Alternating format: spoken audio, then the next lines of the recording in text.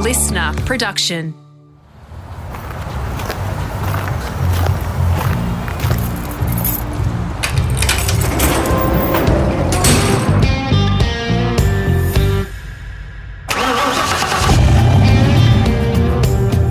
G'day, it's Rusty here, all set for part 2 of my podcast with Australian Motorsport Hall of Famer Coral Taylor.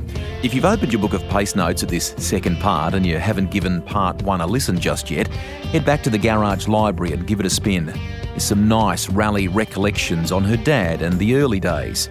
Being well accustomed to driving before she even had a licence, travelling to Europe with little or no money and watching the World Rally Championship during a very memorable chapter for the sport. A special moment of constituent recognition that is etched like film in her mind, and Coral's eternal optimism even when an engine shits itself. We begin part 2 with recollections of the late Possum Bourne, a rival and rally legend who was as much a friend as competitive foe. Neil and Coral in the Toyota can, and Possum in the distinct, iconic Subaru Blue Corner. It was Possum who said to me, because I think you find in rallying that you have some very strong friendships. The camaraderie is very strong, even between opposing teams.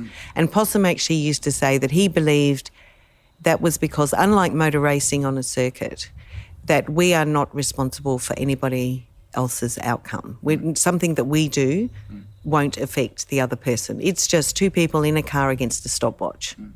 So the friendships have always been very strong, and the sort of our friendship as a team with Possum's team was very strong. And, you know, Neil and I took the Celica to New Zealand to do the WRC round there in 1997, and making that possible was Possum. And Possum said, well, look, if you guys come over, I've got a recce service crew, we can share and they can help. And, you know, I've got a motor home so we can have food and, you know, we'll look after you. Because you're in opposite camps in manufacturer terms, but you know, but that's what the sport is about, There's isn't some fabulous photos of us sitting in that motorhome having meals, you know, the two blue guys with the Pirelli caps and the two, you know, red Toyota people with the Dunlop caps on. and the Dunlop thing, you know, back in the day, you know, this is the loyalty thing again. Neil had been a Dunlop driver for years and years and years and years and years. And it would be fair to say during that era in the late 90s, you know, a Pirelli or a Michelin for rallying would be a better tyre than the Dunlop. But Neil was so loyal, he would never think of dropping a long-term sponsor, even if maybe there was a better tyre. And we went to New Zealand, you know, as I say, partly organised by Possum.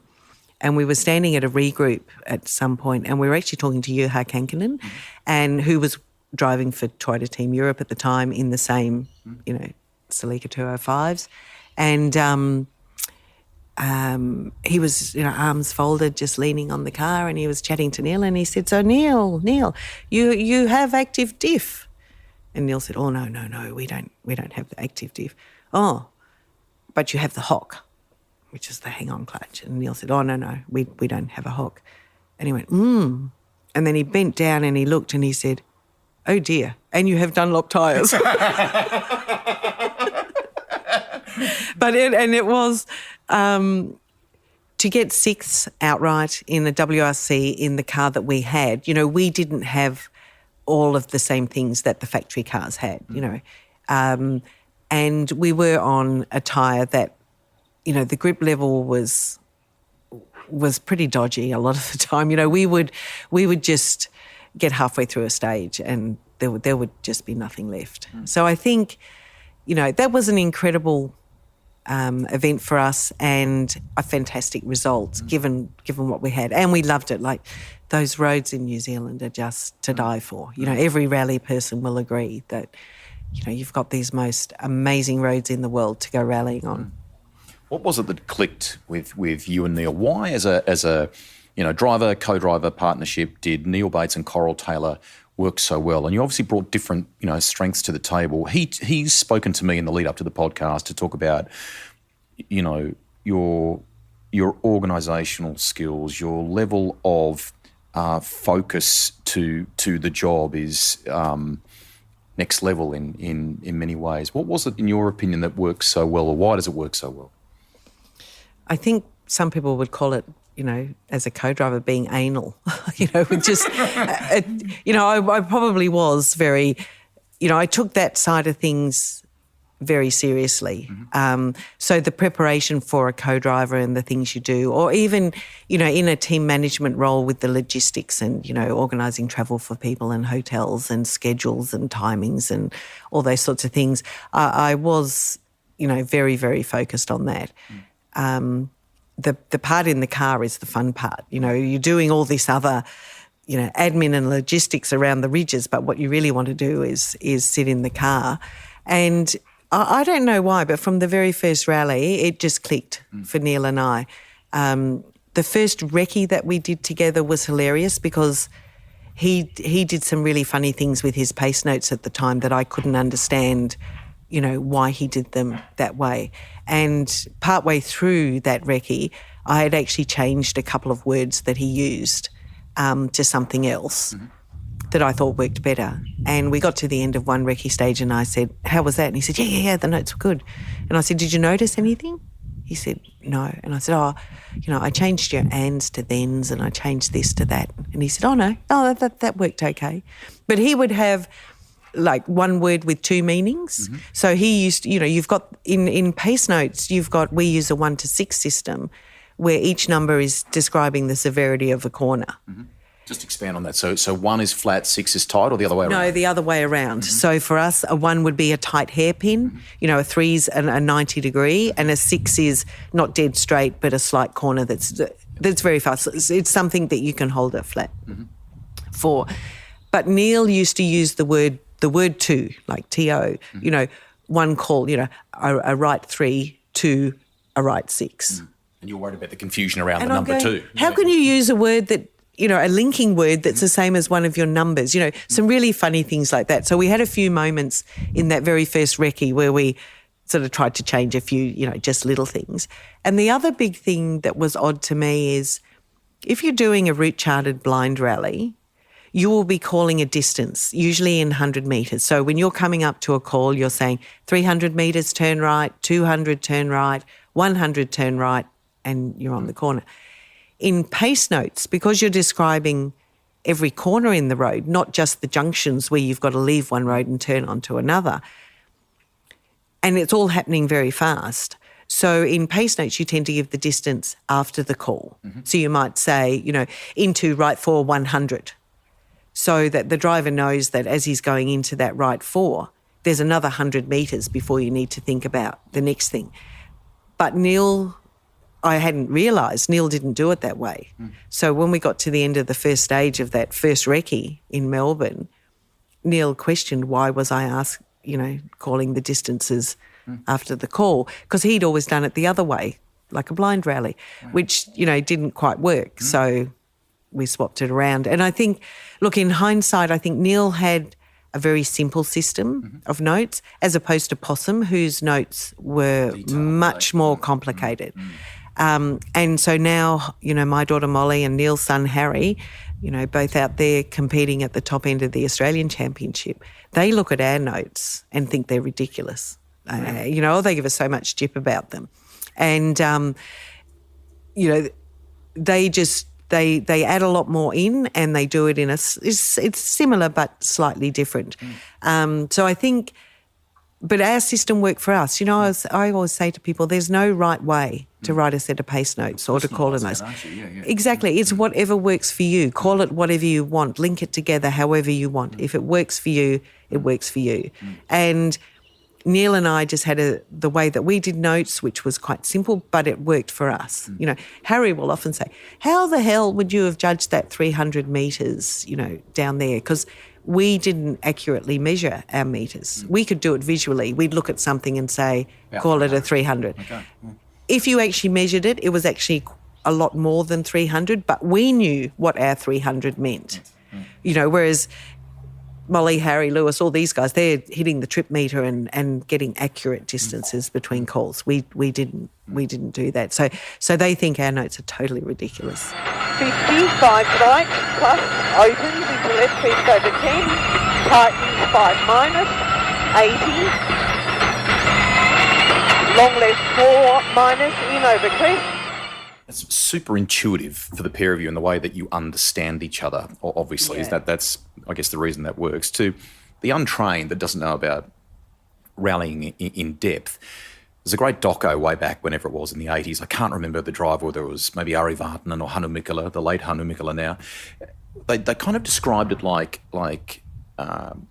being a director in a film sense and describing the film that would appear for the driver before it happened. You're more or less painting that picture of what is to come, and they have to absolutely trust what you're saying and commit to that, don't they? 100%. You know, that driver-co-driver relationship is built on absolute total trust because whatever I say, Neil will commit to it, whether he can see it or not.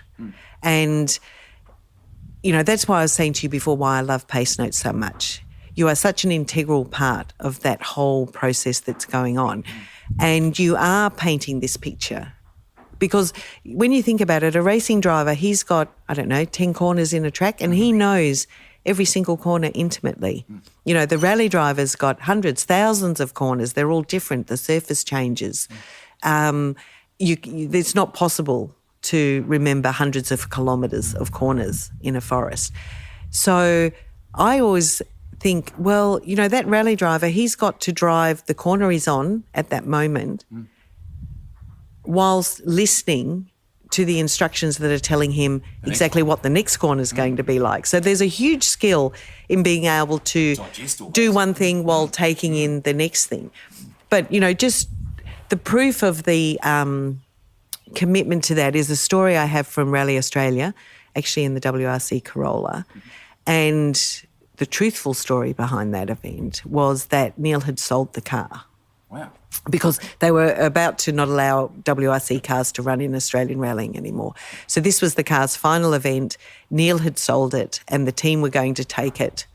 Once we finished the rally in Perth, they were going to load it into their container and it was going. So Neil was obviously, you know, quite nervous about doing an event in a car that's sold and not wanting to damage it. And we'd sat around, Daryl, Neil and I, and we'd had all these discussions about, look, maybe we'll just do a couple of stages and then have a mysterious electrical problem and the car will just stop. And I was the one arguing, no. You know, I can't remember who was there that year, but there were quite a few Corolla WRC cars and, you know, the competitive streak was there and I thought we could do really well against these other guys. So I really wanted to, you know, go and show what we could do. It's our biggest event of the year, our round of the World Championship. So then the decision in the end was we would do day one and then we would, you know, withdraw the car from the event.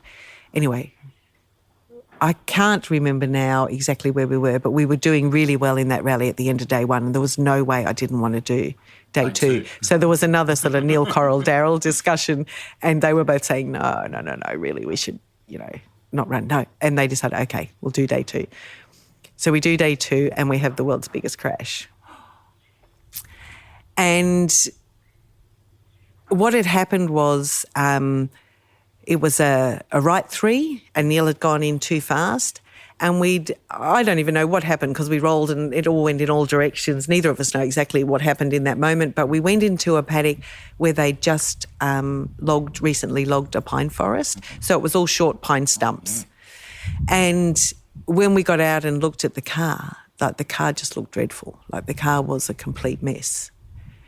And Neil looked at me and he said, you said that corner was a 5. And I said, no, I didn't. It was a 3. He said, no, you said it was a 5.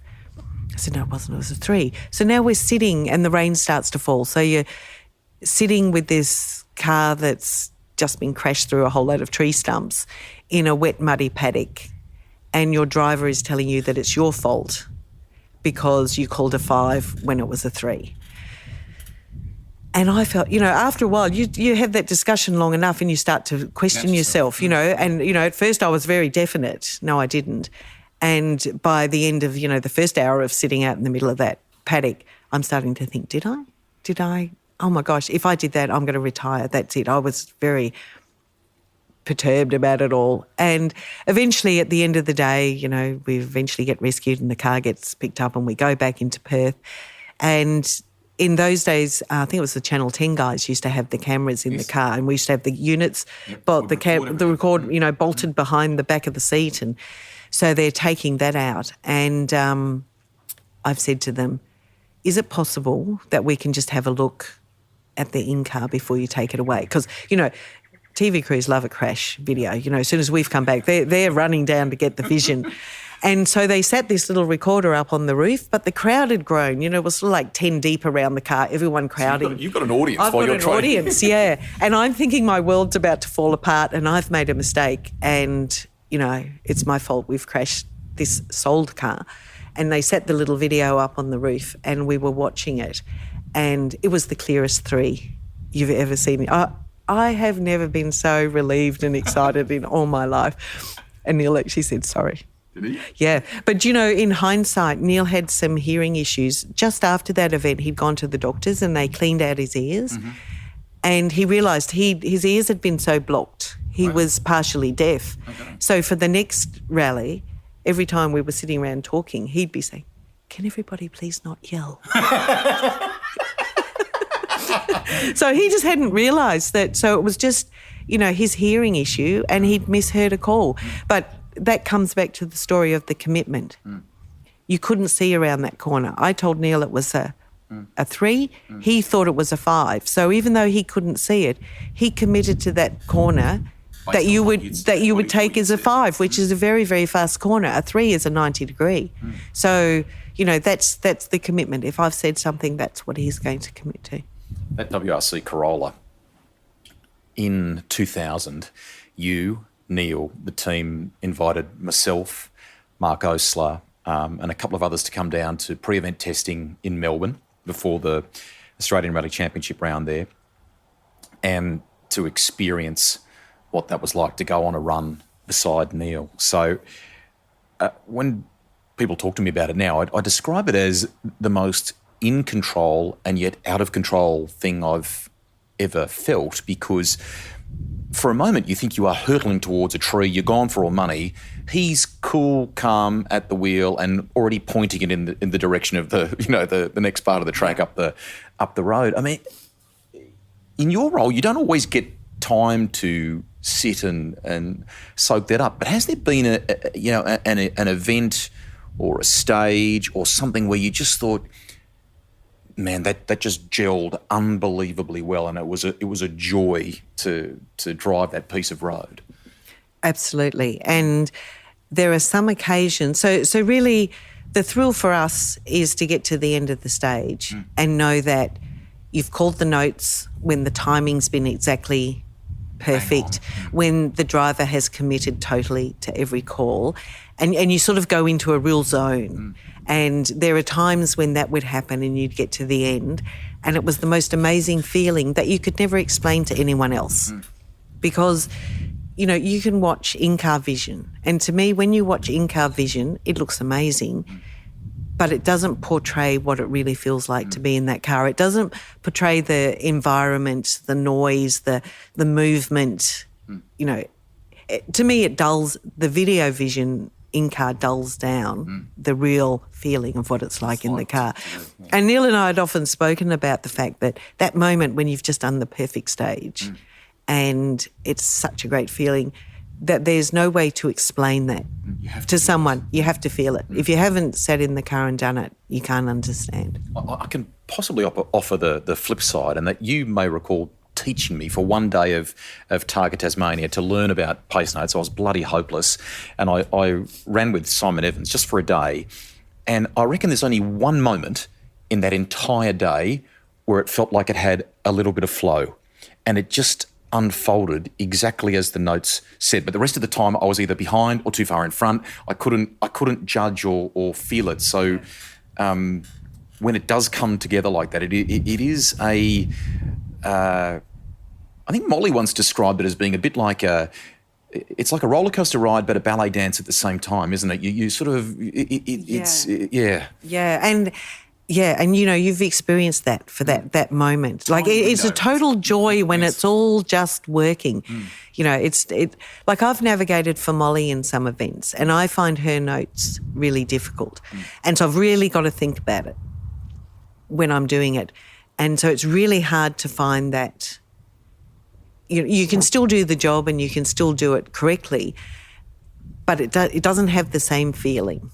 And I think, the funny as it sounds, the smallest thing with Molly's that's the most off-putting for me is that she puts the number before the direction. So Neil and I will say a right 3, she will say a 3 right. Okay.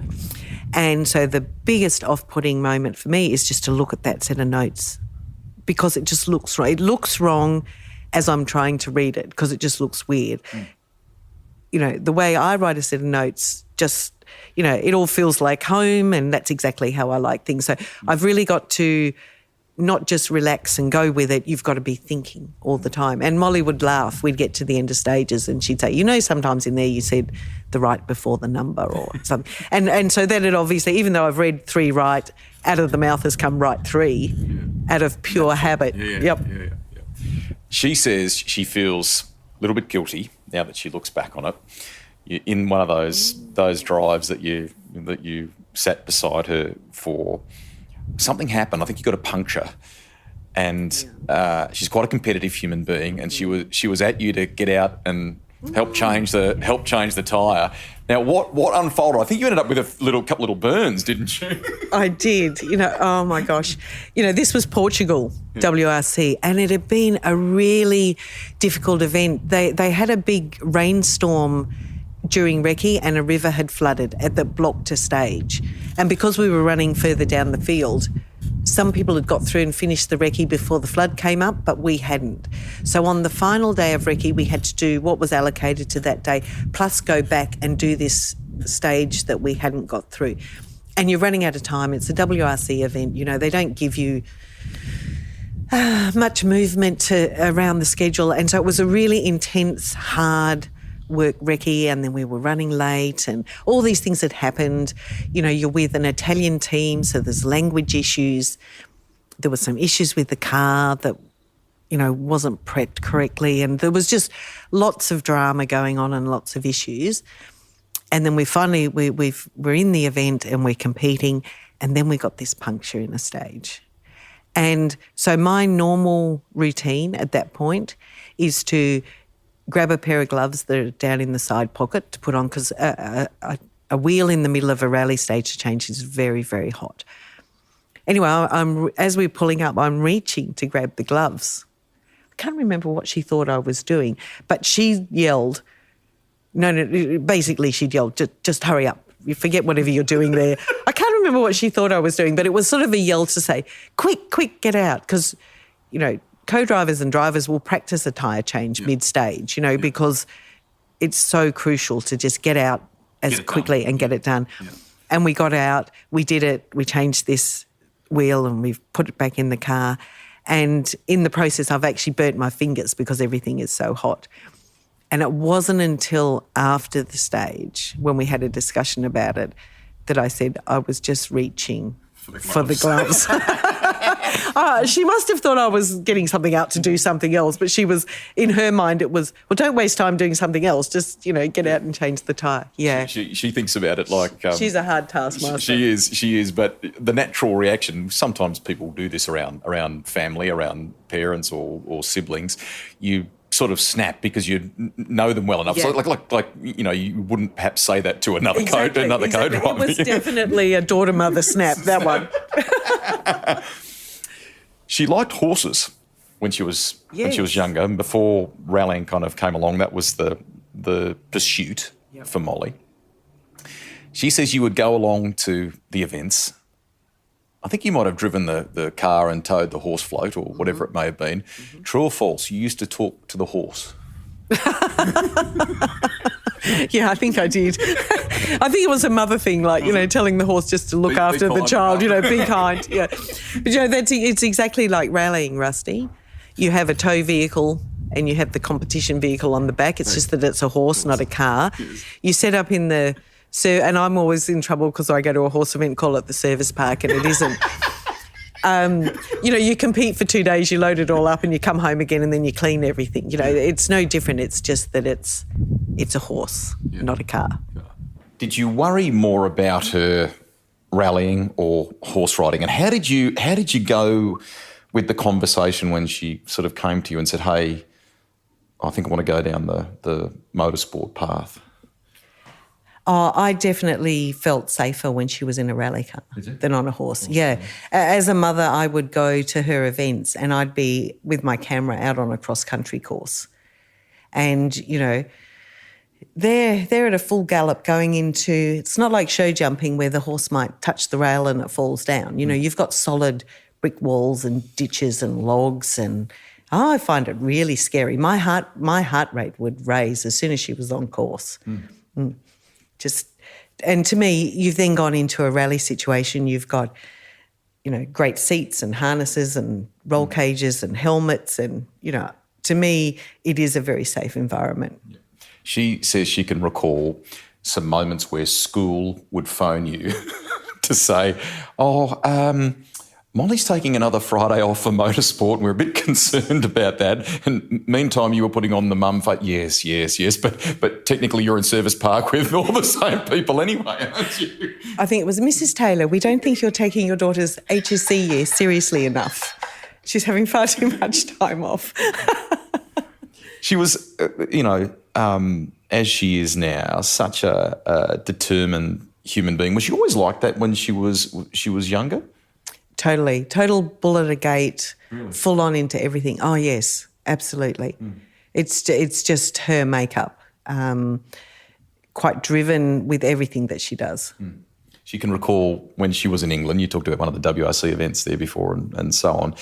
You know, there'd be moments where she'd call you at 3 a.m. in the morning for help and advice and whatever it might be. But you know, living in a barn and all the hard yards that she did there, it never sort of seemed to deter her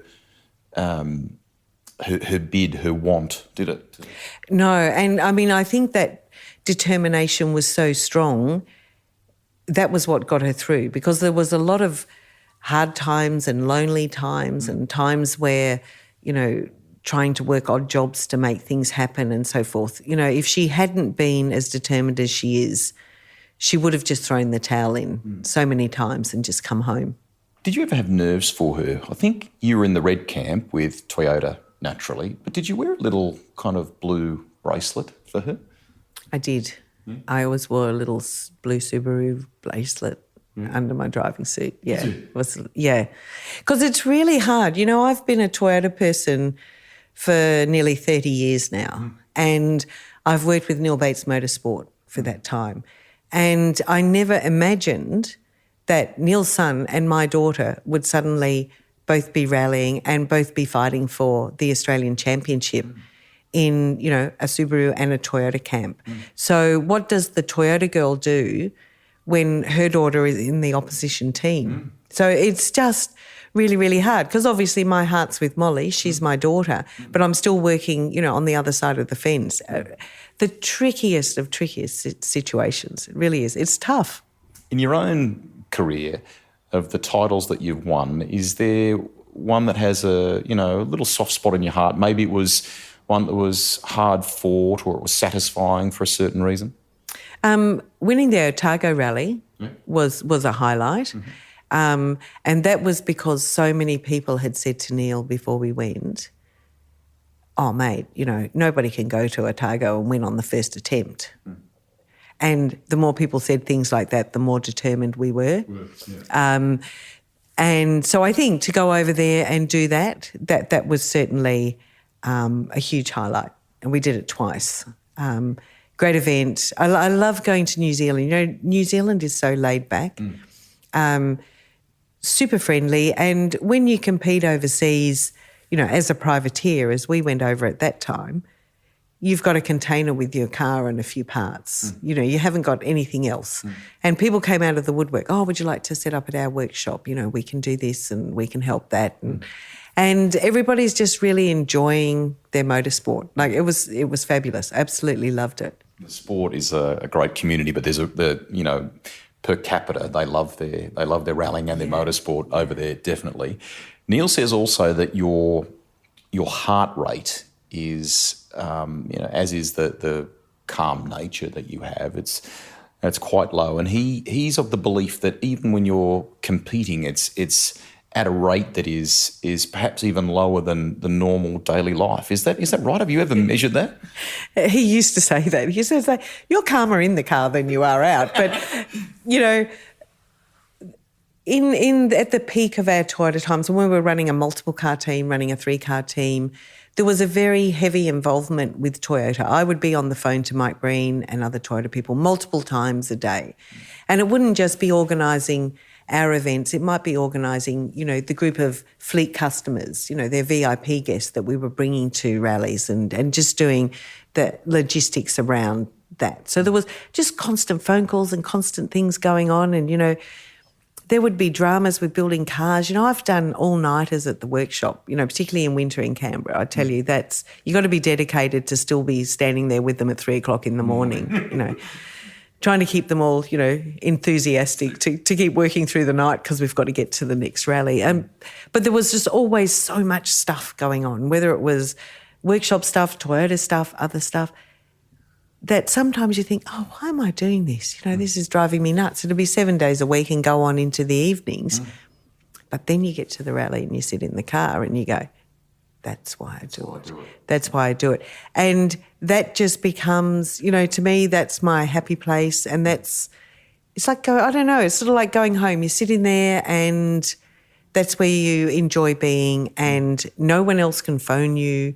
Mind you, I have had phone calls while standing at a start control booking in, you know, from someone who said, oh, can you just let me know, did you put the wine in that, you know, villa up there, which, you know, XYZ VIP guest is going to, and did someone light the fire? And you say, yep, it's all done. You know, as you're hanging up your phone and trying to finish the booking procedure to hop in the car. Which is an exacting process, isn't it? It's not, you know, you've got to do that right. Yes, yeah. But once I got in the car, it just happened. And people say, well, how can you do that at speed and be calm about it? But also what I say to them is it wasn't that I suddenly jumped in at the front end of the sport at that speed and tried to call notes. You know, there's a lot of years of experience. You know, you mentioned before that you said it was difficult and you found that flow for a moment, but it only comes from experience. If you'd kept doing events, you know, you can explain to someone how to do it, but that doesn't mean they can hop straight in and do it first time because you've got to, it all comes from experience, you know. And so my rallying had gone on for a lot of years. You know, there'd been some mapping rallies and then some blind rallies, and then gradually the cars got faster and then you started pace notes and, you know, we were all pretty much self-taught in this country of how to do pace notes. And so you just grow with it, you know, and as that all happened, you know, it seems odd to be sitting in such a crazy environment as the inside of a noisy, hot rally car whizzing around between the trees and feeling calm. But, yeah, that's where I like to be calm and just, you know, I just focus on my job. We would get to the end of the stage and Neil would say, oh, my God, did you see so-and-so? So someone's crashed or broken down and we've gone past someone. And I'll go, oh, didn't even see them because I'm just totally focused on my notes in the road. I'm just looking from the road to my notes and that's my sole job. If Neil said anything during a stage, which was rare, I'd know there was a voice there, but I had no idea what he'd said. You were so focused. I was just the road and my notes. That was my world, and I could just focus into that and it would just feel really calm and you were just in the flow and the zone and you just go. Great description. In addition to logistics and the admin side, to the love of co-driving that you've just described, mid-90s, you get a full truck licence. You can drive the semi-trailer and you've regularly driven it across the Nullarbor, you know, up and down the east coast of Australia, haven't you? To every rally and race meeting that we've done pretty much for those years.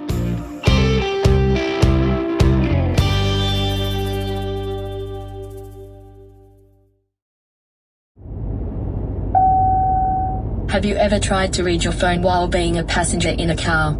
You feel sick, right? Now have some empathy for a rally co-driver doing the same thing at 150 over jumps. we get lots of truck drivers that listen to the podcast on some of those long road trips. So what level of licence is it? And I mean, you're still doing it, I think, even now, aren't you? Yeah, so it's a heavy combination licence. But I can tell you the funniest story about when I did drive the first time, because we had, just a rigid truck initially. Well, actually, if you look back, it's quite interesting. I've got photos of going to Perth the first year with Neil Bates Motorsport, and it was a Land Cruiser with a rally car on a trailer and a high-ice van and a box trailer with all the wheels and tyres and stuff in it. We then moved up and we had a coaster bus where we stripped out all the seats in the back and turned that into the service vehicle. So we thought that was pretty flash for a few years. And then we ended up with a semi-trailer and a rigid. So we sort of basically, I had those two photos once side by side, the Land Cruiser and the Hi-Ace, and then the next photo in the exact same spot, sitting there somewhere on the Great Australian Bike that showed the semi-trailer and the rigid truck, all beautifully livered up to look great. But the first trip that we did in the semi, coming back from Perth, Neil said, I'd got my learners because you had to have your rigid, and then I'd had my learners. He said, okay, so you need to learn this truck. And he did this explanation of, the gearbox and how it all works. And, and it's really important, Corey, you've got to match the revs or you won't get a gear and blah, blah, blah. And you don't want to do that going up a hill because if you miss a gear, you're going to come to a stop. And, okay. And this was leaving Perth heading towards Southern Cross this first time. So he sat on the bunk. It was just a cab over truck at the time. So he was sort of sitting on the bunk over my left shoulder, just watching and, and trust me, it's difficult to learn those gearboxes. Have you ever driven one? No, never. Oh, so it is difficult to learn. So you're sort of mucking around with that and you're sort of learning how to do that. But Neil sat there for like about 10 minutes and he said, oh, no, you're right. And then he laid down and went to sleep. And I have never concentrated so hard in my life because that road going towards Southern Cross used to be quite narrow and it had quite a horrible edge on it.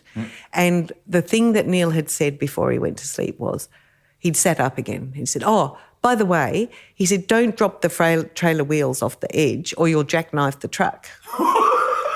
No pressure then. No pressure. So he's gone to sleep and I am driving just into the sort of evening sunset. And I'm concentrating so hard, I'm just staring at the road and I'm checking the mirrors and, there's just room for this truck without dropping a wheel off the edge.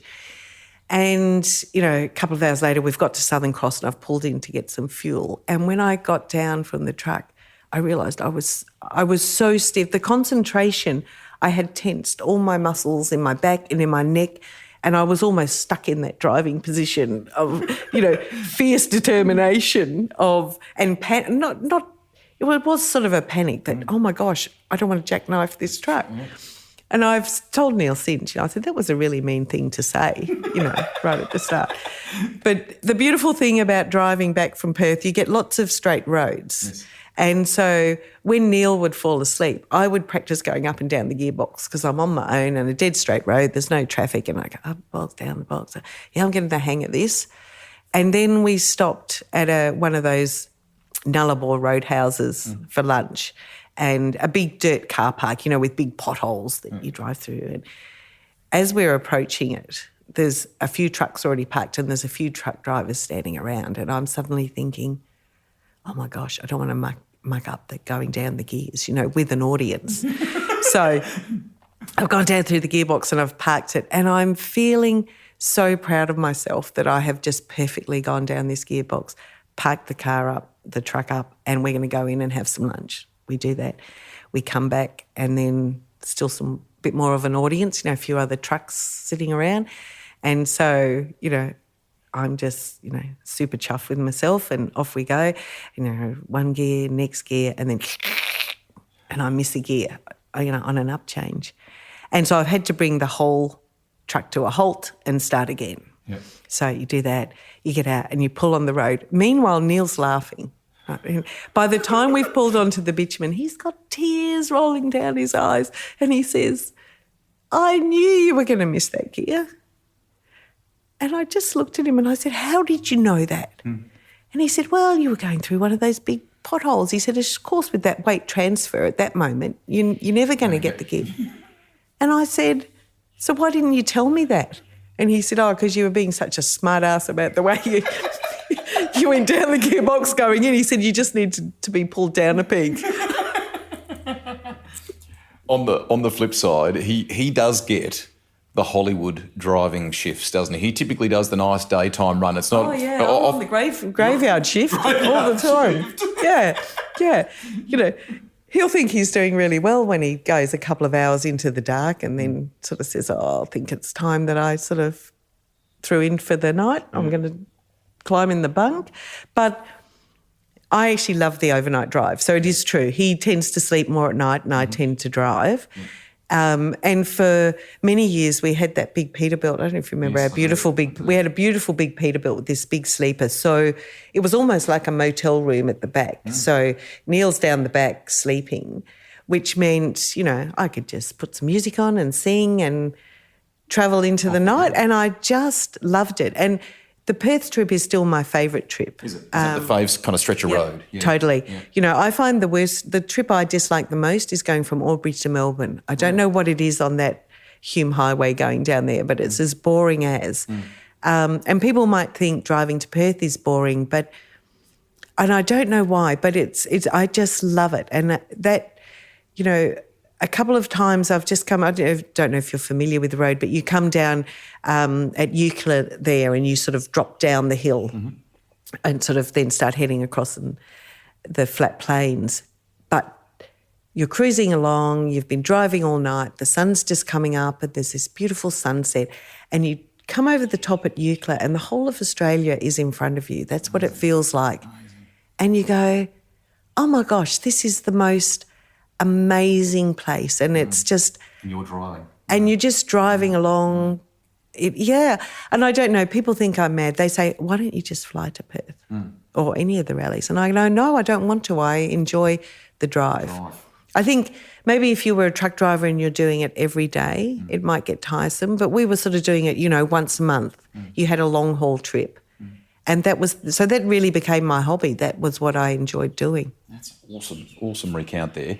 We've talked about co-driving for Neil and sort of coordination, administration stuff that you've done, the driving of the truck, but you can change the tyres too, can't you? So tell us about that. Well, that all happened when we got the 205 Celica. Yep. The one thing we really wanted was an X-Track gearbox to put in this car. And they were, I can't remember now, it might have been like $50,000, $60,000. Gold. You know, back in the day. And poor Mike Breen from Toyota, because we were hounding him, you know, we really need you to spend this money and get this gearbox. If he's listening, he's an amazing man, by the way. He is. And we'd been actually at a Toyota function. And in all those years, you know, nearly 30 years of working with Mike, I don't think I ever saw him have a drink. But on this particular night, he did have a couple of beers. and we were walking back from the dinner and we went into Mike's motel room and we were sitting on the bed and we were talking to him about this X-Track. Mike, we really need this X-Track. And somehow we convinced him to call TTE on his phone and order one. Team Toyota Europe. Team Toyota Europe. And so he rings Team Toyota Europe and this order gets placed for this gearbox and you know, we were so excited about it. Mike swore that he would never drink around us again. Seeing as we convinced him to do it. They're costly, those beers, aren't they? Yeah. But then we had it arrived, but we had a very short lead time to whatever the next event was. I can't remember what it was. And, you know, I would spend, back in the day there, we had so many weekends working in the workshop trying to get cars ready for rallies and sometimes well into the night, often an all-nighter. And Canberra's a pretty cold place in an unheated workshop in the middle of a winter's night building rally cars. So you sort of had to do your best to keep everyone's enthusiasm up and, you know, remind them that they did this job because they really loved it. But anyway, during that period I said, well, what can I do to help? Because I didn't really do much mechanical work there. So they decided they'd teach me how to use the tyre fitting machine. Awesome. And it was a bit unconventional because, you know, that big lever, you know, those sidewalls on a rally tyre are pretty hard. And I would basically jump up and wrestle. It's basically hang my whole body over the lever to get it going. And then I'd look around and they'd sort of have their heads under the bonnet fixing this gearbox, and then they'd be watching me. But if they saw me look, they'd pretend they weren't. So it was pretty unconventional, but it got the job done. And then they even made me at one point, they all stood there with stopwatches, and I can't remember what the time was now, but it was a reasonably good time to strip and fit one tyre. And I actually quite enjoyed it. So for quite a few years there, that was my job. So I just fitted up all the rally tyres for a rally on, I might add, a really old, cantankerous tyre fitting machine. Totally. Now, in more recent time, your incredible skill set that you've amassed over decades and decades of rallying has been channelled into some significant positions with different organisations. Firstly, to the NRMA, that was something in recent years. Just explain what you did there. I was on the board of the NRMA. Again, not something I'd planned. I'd never had a career path, to be a company director. Did you seek this out, or they sought you out? No, they sought me out. Alan Evans actually rang me and said, and at the time,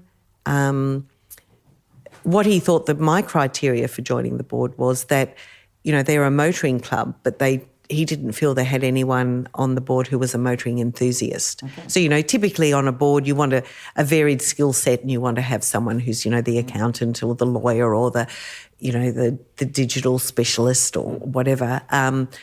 Initially, my specialty was just being a motoring enthusiast. So I did that. And interestingly, I had a vague understanding of what a board did, but I didn't really know much about it. So I went off and did the Australian Company Directors course. Fantastic. And the most hilarious part of that was that the case that they used to showcase how not to run a board was actually the NRMA. And that was from years before I had joined the board. There was a very tumultuous time, and it was quite famous for all the wrong reasons. But I've gone to do this course, and I thought, oh my gosh, I've just joined this board, and now the very company I'm working with is the one that's being held up as the example of how not to do things. Again, though, I must say the most amazing part of that is now I'm told that it's actually held up as the example of how to turn a board around. Fantastic. And that group that were there when I first joined, so I was there for 12 years, were the start. That was the next generation of directors who had taken a company and really started to turn it around. So they'd already started that process. I don't claim any fame or part of that turnaround.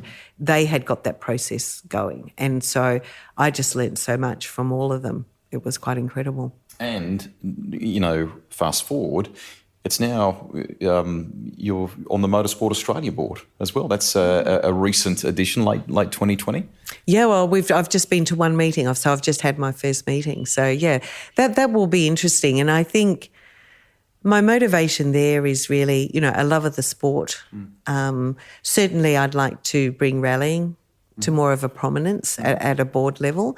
There's a lot of things that happen with racing, not so much with rallying, although there's a lot of great stuff going on at the moment. And I think the ARC this year is really going to lift. It looks like we're going to have a great entry for the first round.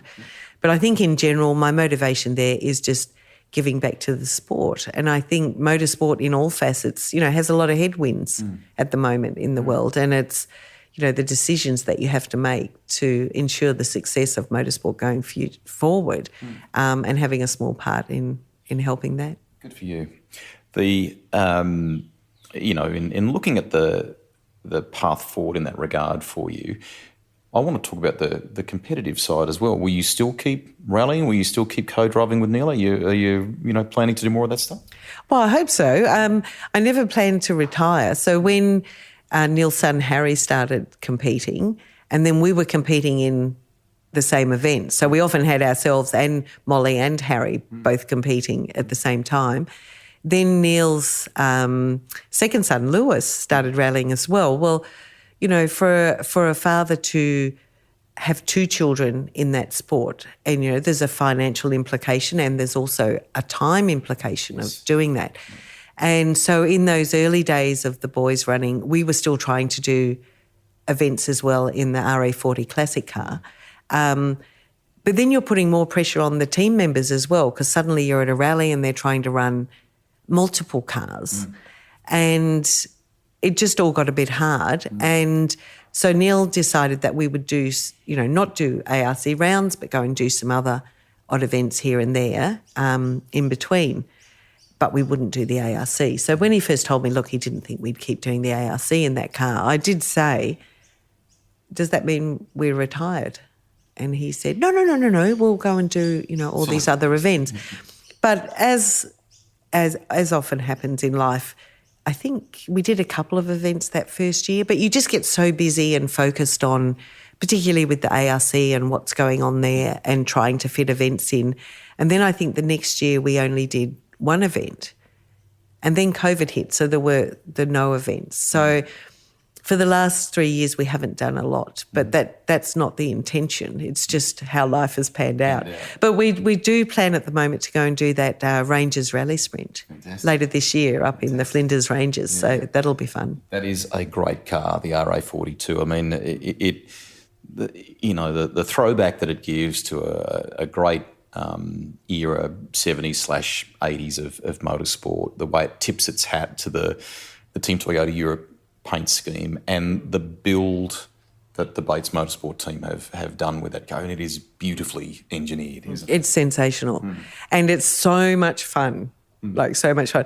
When we first did an event in there, I think, I can't remember which one it was, but it might not have been the first one, but we were doing a rally in Queensland, Rally Queensland, when we were doing an ARC round in it. And there were moments where we were laughing in the car. What?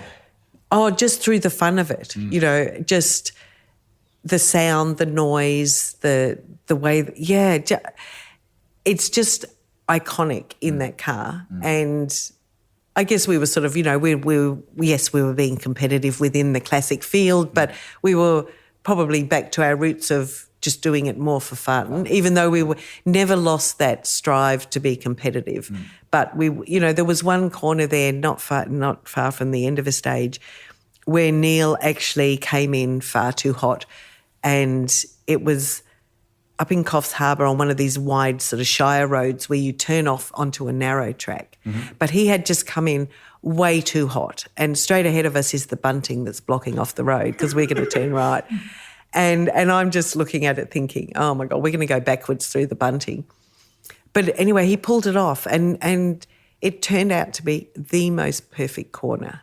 And, a few hundred metres later, we pulled into the control and we crossed the line, took the time and laughed from there to the control. Just could not stop laughing. And I said, and at that point, Darryl thought he saw some of our boys standing at that point because it was a spectator point, and he said, oh, the boys were there. And I was thinking, oh, great. They saw the big moment in the great corner. It turns out they weren't there, sadly. But, yeah, just totally enjoyable. Everything you've ever dreamed of doing in a rally car. And a magic sounding thing as well.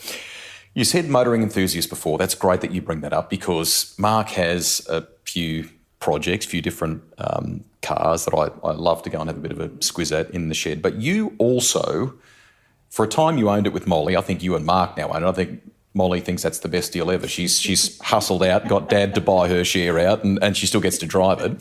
But you own the Audi Quattro that was once in the hands of Kerry Packer, don't you? Yeah, we do. So that car, we used to own it years ago. Mark and I had a Quattro, which was my daily driver. Okay. We should never have sold it, but we did anyway. But when we had that car, Kevin Bartlett used to service it because he was sort of the Australian specialist with Audi Quattros. And he used to look after that car for Kerry Packer as well. So we'd always known about that car and we heard stories about it. And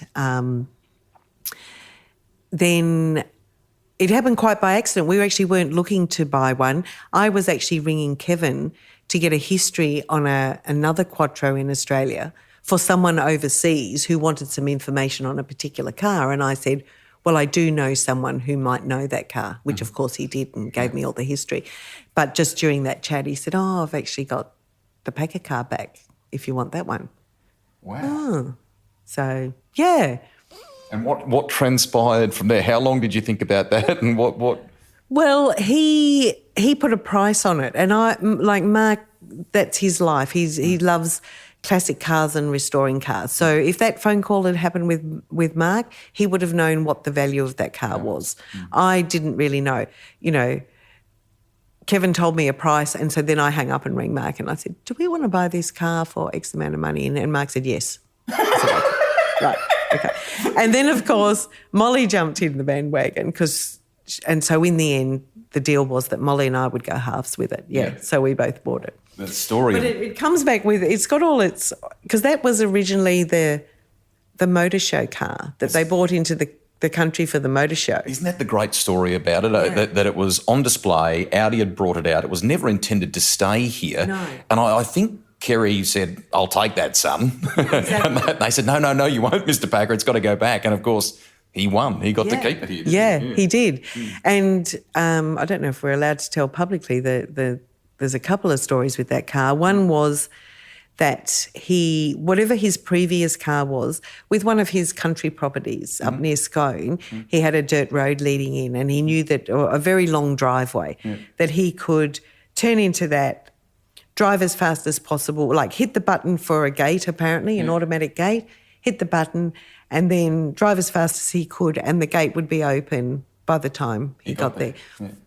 And then I think the story was he got the Quattro, he went home, he pressed the button at the same point, drove in, but got there so much faster the gate wasn't open. What state of repair is it in now? I think you've done a bit of work to it, haven't you? Yeah, it's body-wise, it's been all fixed. Mechanically, a lot of work has been done there. I think really at this point now we need some suspension and then the interior. Okay. So the interior still looks a little bit shabby. Love it. We've talked about RA40, we've talked about Resto Project. Can we finish with a fun story? You're unbelievably organised. You're unflappable in what you do. You just don't make a mistake in that co-driver's seat. But they tell me, Molly and Neil, that you're not to be trusted with hotel room keys and sometimes mobile phones. Is that true? Oh, so true. So true. The story that came to mind when Neil was very good with helping me with some good information and a bit of dirt here, obviously, but he recounted to me about a week in Tasmania that you were down there for an event, required a bit of a mission to get back to Victoria for some CAMS awards, and then a late night flight back again to Tasmania for rallying. And this poor country town, or may not have been country town, but this poor owner of the motel, I think you had to wake up on several occasions, didn't you? Oh my gosh. So the first one was, it was the annual CAMS dinner in Melbourne. Yeah. It was back in the days when we had the coefficient, and we were doing one of the C10 coefficient 10 events in Tassie, but it was going to be on the same weekend. Yes.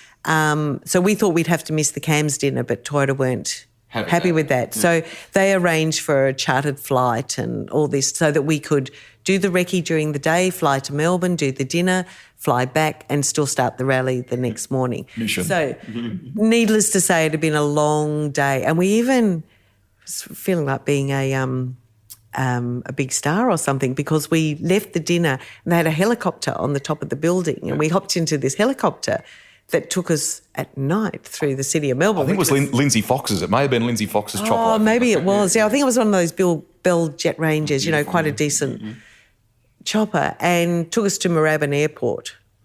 And then there was the chartered plane there. But Neil had always had, from the day I first met him, an absolute fear of flying. Really? Yes, totally. Okay. And we've landed in this chopper at Moorabbin and next to this plane that's going to take us back to Tassie so we can start rallying in the morning. And it's now midnight. This is surreal, by the way. This doesn't go on in motorsport all the time. This is a bit of a Hollywood moment for you. I know, it was a Hollywood moment. It was a very Toyota moment. Yeah. But this little plane's, just a single engine little plane. And so Neil's not so happy about going across Bass Strait in the middle of the night in this plane. But anyway, by the time we get back to Tassie, it's like 2 or 3 in the morning and it's freezing cold and we've got a rally to start in a few hours. And so we're staying in this apartment. We get there and so I've gone into my bag, diving, looking for the key, can't find it, and then I've tipped my bag upside down and all the contents are laying over the footpath and I go, oh my gosh, I haven't got the keys.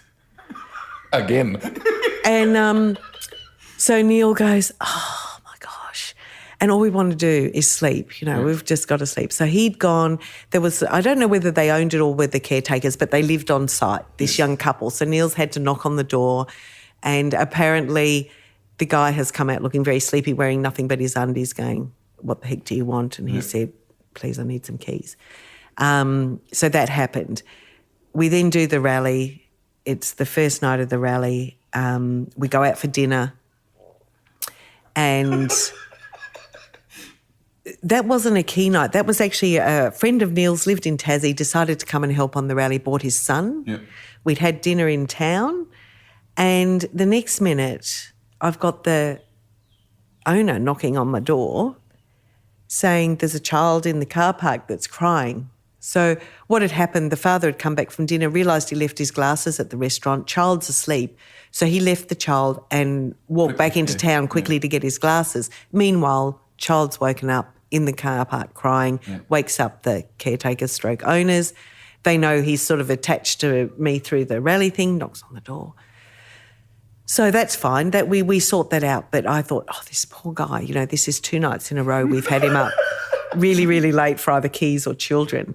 Anyway, go out, do the rally the next day, finish the rally. I think we won the rally, can't remember. We go out to a presentation dinner. That ends. Someone knows where the next party is and the next party.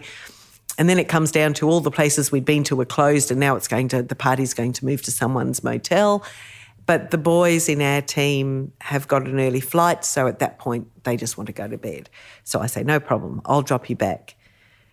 When I drop back, I go into the apartment and go to the bathroom, leave, come back, go to the final party, night wears on, we go home again. And when I had ducked back into the bathroom, I must have put the key down and I've closed it in the apartment. And it's probably the only time that Neil's actually really been angry with me. And so I've done the whole looking for the key thing again. And he's gone, you have got to be joking. And I said, no, sorry. I said, I think the key is inside the apartment. And he said, I am not. I refuse to go and knock on that guy's door again. He said, so what'll happen is we'll sleep in the car until 6 a.m. when the boys wake up. Yep. And then when they wake up and leave early, we'll go in. Yep. And it's freezing. This is Tasmania, Rusty. It's so cold and we are just shivering in the car and I'm using my really best sort of, come on, buddy, you're like my best friend. Surely you can go and knock on that guy's door and get some keys. And it must have been cold because he gave up in the end. He couldn't cope with the keys, the cold. So he's gone and he knocked on the door. And apparently when the same guy, dishevelled hair, undies, answered the door, Neil says to him, I have some good news and I have some bad news. He said, the good news is we're all leaving tomorrow. And the bad news is, can I please have some keys? And I think he had one under his pillow because he was expecting it. He said, no, his wife told me that the next day. I went in, I bought them a box of chocolates and apologised. And she said, my husband went to bed last night and he said, I'm just going to go to bed with Neil Bates Motorsport keys under my pillow. I think he got in trouble with security one time too, trying to get through a window when it had happened. In the middle of that, he did. On the cold night, he thought, no, maybe it was the first one, but one of them he decided he could break in, but he was climbing around up the back of a building and couldn't get in. Yeah, there was more. There was another episode. I can't remember what the other thing was. There was multiple times at that one rally where people were locked out of their rooms. I love it. Some great memories there. Congratulations. Hall of Fame, Australian titles, an incredible ambassador, not just for women in motorsport, for, what you can achieve, even if you have kind of humble beginnings in life in many respects. But importantly, you have this universal acceptance that goes beyond rally. Officials often ask after you. Circuit racing people are always, wanting to see how Coral Taylor is and what she's up to. Congratulations on everything that you've achieved for, someone that developed at a young age a passion for rally to make it your life and to have achieved what you've done is just tremendous. Thank you, Rusty.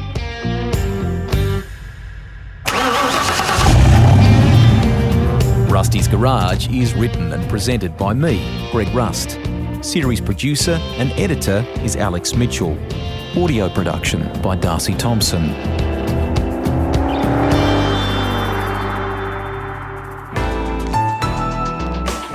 Listener.